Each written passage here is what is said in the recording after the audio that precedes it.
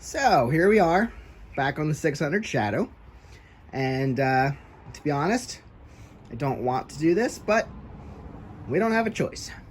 So she runs, she doesn't run great, and the carburetors are the culprit.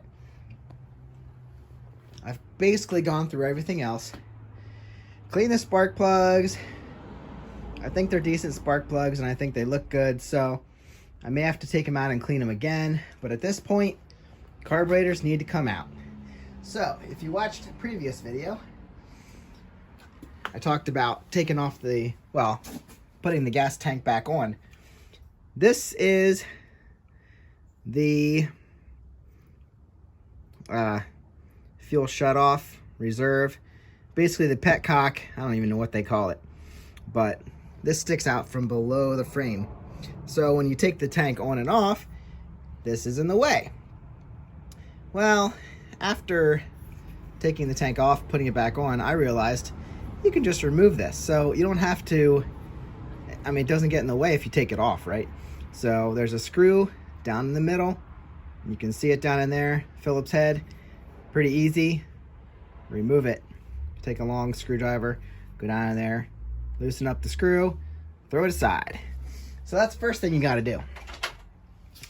The second thing I need to do, take out this 12mm bolt.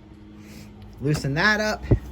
And then if you haven't run the gas through from the tank to the filter, I tried to, but it just didn't want to run. I wanted to empty out the whole circuit, but it just didn't want to run. So at this point, I could run it, but we're just going to make a mess.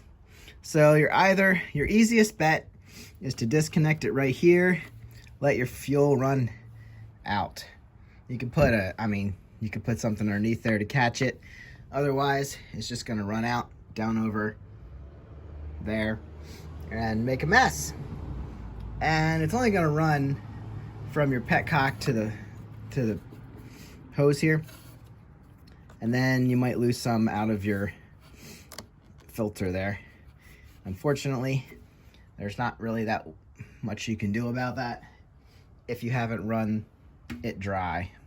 So I did shut off the valve and tried to run a little bit, so there might not be too much coming, but I'm sure we're gonna make a mess anyway. And I don't want to get gassy, but that's what we're gonna do. Anyway, once you remove your 12mm bolt, remove your gas line, basically this guy is just gonna lift out. It's sitting on two knobs up here. Oh, do I have to? No, I don't think I have to remove those covers. Those covers are kind of sitting there, but I think once I lift it up and pull back, it'll be free. So this won't leak because the fuel is shut off. This will probably leak because it wasn't all run through, but I'm gonna do that. Maybe I'll stick something under there, try and keep it from going everywhere. Try and catch a little bit of it. And get back with you once I take the tank off. All right, so here you can see I opened up this line and it definitely dripped a bit. And it could come out the filter if that is, right now it's not. Should be fine the way it's sitting. I did catch some gas in this. I went and dumped it. But all we gotta do now is lift up on the back of the tank and pull back. This line is gonna have to come out from under the frame. So basically you're gonna lift this up, pull backwards so it gets off of the mounts up there, and then we're gonna have to lift it up this way to get that hose out of there. So I'm gonna do that. Can't hold the camera while I do it. So let's get that done. There we go. So like I said, lift it backwards to get it off of these mounts right here. Where are they at? Here we go. One on both sides. There's a little indent on the tank that sits on those. And then that line runs underneath here. So I had to pull that out. So now we're completely free. Now, I have not taken these carbs off yet. Looks like I've got some fun ahead of me. There's a cover here I'll have to pull off. We need to pull these throttle cables off. And loosen up the air hoses. And we're gonna have boots in there that need to be loosened up. This is gonna be fun digging this out. Now, the frame's in the way. We're not gonna be lifting them up. They're gonna come out one side or the other. Oh, we're gonna have to take that off too. There's the air filter housing. I do need to order a new air filter. Guys, remind me to order a new air filter. Not sure if I need it, but it wouldn't be a bad idea. So anyway, I should take that off because that's probably attached to something. Definitely attached to something. So I'm gonna take this cover off, loosen up these guys. You just basically have to loosen this nut right here, and then we can get them free, disconnect them from the carburetor, yada, yada, yada. What is this? This is probably the choke cable. Now, why would the choke cable be here and run around and come out here? I guess it's easier to set that up. Yeah, this whole thing's gonna have to come off. And then with the choke cable over here, it runs the whole way around? That's crazy. Okay. All right, just show you quick. Once you get this nut clear of the bracket here, you can slide that down.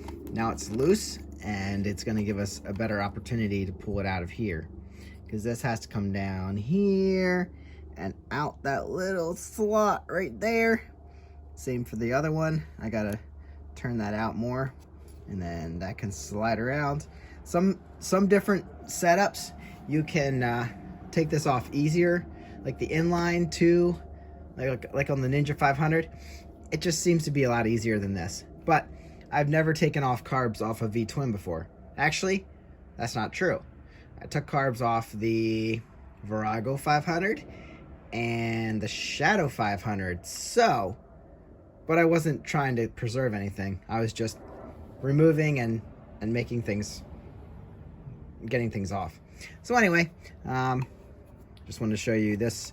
This is now free. I can get it free of the bracket, and then that'll be easier to take off. And then let's see what's next. All right, if I'm being more careful, I don't know. I'm trying to pull this air box out, but there's all kinds of stuff jammed on the other side. So anyway, it's off of the carburetors.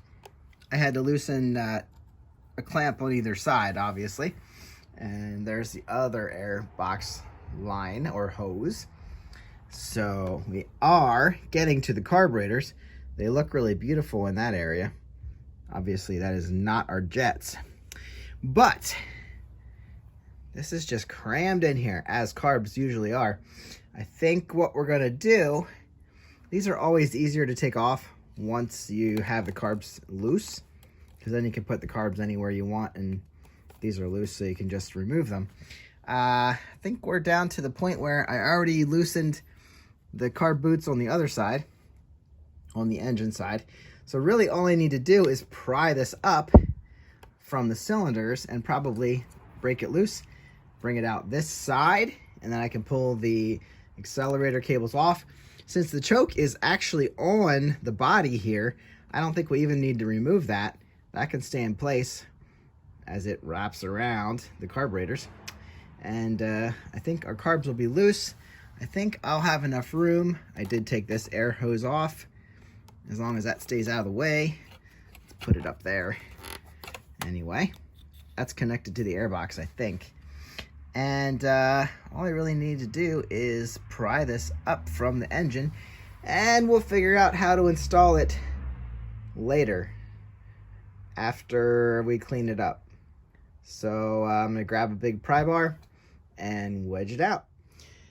Okay guys, I got it out of the boot on this side, and I got it out of the boot on the other side. I got the accelerator cables disconnected because they're out of the bracket here. And now I should be able to shimmy it out from this side. I might need two hands for this because there's lots of things. I mean, it's crammed in there like crazy. But I did manage to break the fuel line, which is right here. That's great. There's a T, plastic T in there. Fuel line is fine, but I broke the connector. So this fuel line comes in, breaks off one way, goes to one carb, the other one goes to the other carb. I broke that by trying to pry on it. So unfortunately, I will have to replace that before I put it in. So I'm going to try to get everything out of the way. I might be replacing some other things while I'm in here as I'm seeing it. I don't know. This one looks like it's epoxied. I don't know if that should have a clamp on it. But anyway, I'm going to try and pull it out. The left side, it's all loose, as you can see. Yes, I have a cut. But anyway, I'm going to try and get this out. I think everything else is disconnected. This is the air line that actually vents to nothing. That's like the overflow if you ever need it. But I'm going to need 2 hands for this, so let's see if I can get this out. All right, guys. Well, it wasn't that bad. There's a stink bug sitting in there. I would say maybe it comes out better on the right side than the left side. I don't know. I did end up taking off this air line that is on the top of the carburetors. So make sure one goes, I think it's the overflow line. One goes to each carburetor and then it breaks off and goes out, kind of drops out above your engine, just to make sure if anything overflows, it doesn't give you problems. So I got it out. There is still something connected here. That is the gas line, as I see now. And I never disconnected it. So I'm going to, obviously it broke. I need to restore, get a new T in there. I will have to take that and find a new T. So anyway, there's the other end of it. I could have just removed this line, and I did not, but now the T is broken. So, carbs are out. Next video, we're gonna open them up, clean them, and see what we're dealing with. Hopefully I can clean them and get this bike running tip-top shape, and it'll be good to go. Thanks for watching. Carbs are out, buddy. Boots are still installed. And there's a stink bug. So, catch you on the next one. Have a great day. I will see you later.